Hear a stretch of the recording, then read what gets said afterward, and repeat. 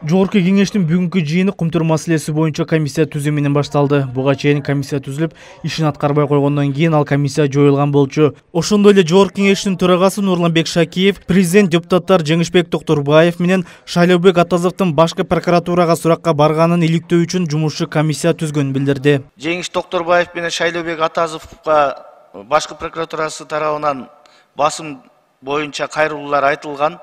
Ошол кайрылуулардын негизинде өлкө башчысы президент Садыр Нуркожоевич Жапаров жумушчу топ түздү. Ошол жумушчу топко бир жумалык убакыт мөөнөт берилди.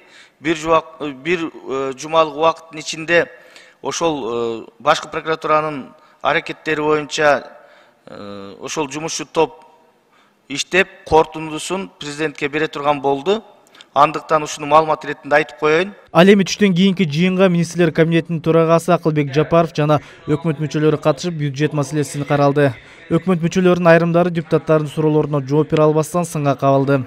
Анан Акылбек Үсөнбекович, сиз дагы ушул маанилүү маселе менен келип атканда министрлер кабинетинин мүчөлөрүн бир сыйра текшерүүдөн өткөрүп, даярдыгын сурап койсоңуз, жөн эле келип алып бул жерде убакытты алып кагаздарды издеп, көпчүлүк суроолорго, даректүү суроолорго татыктуу жоопторду бере албай кыйналышып атат.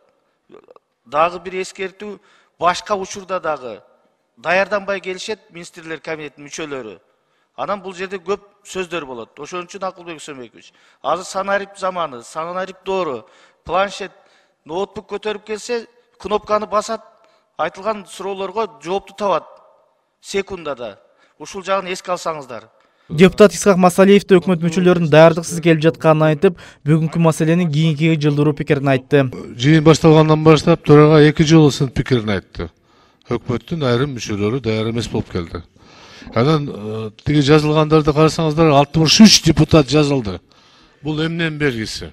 Биринчи кезекте көп түшүнбөгөн маселе комитет деңгээлинде, фракция деңгээлинде түшүндүрмө бере албай калдык депчи.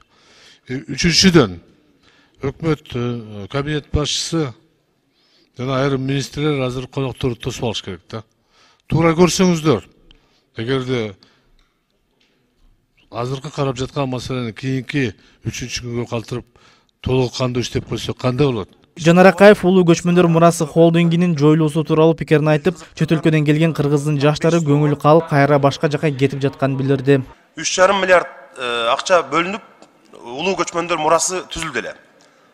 Азыр эми чыгымы 700 миллион деп атат. Ликвидациянын өзүнө эле 200 миллион каражат кетет деп атат.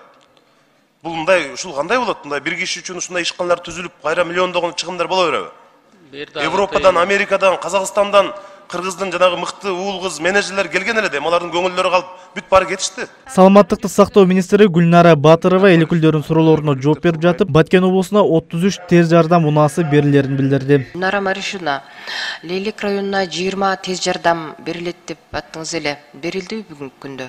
Урматтуу Миргүл Өмүрзаковна, Баткен областы боюнча 20 эмес 33 тез жардам бөлүндү. Аларга тендер өткөрүлдү. Жеңүүчү аныкталды. Азыркы күндө ошол жакын аралыктарда биз тез жардам машиналарынын келишин күтүп атабыз.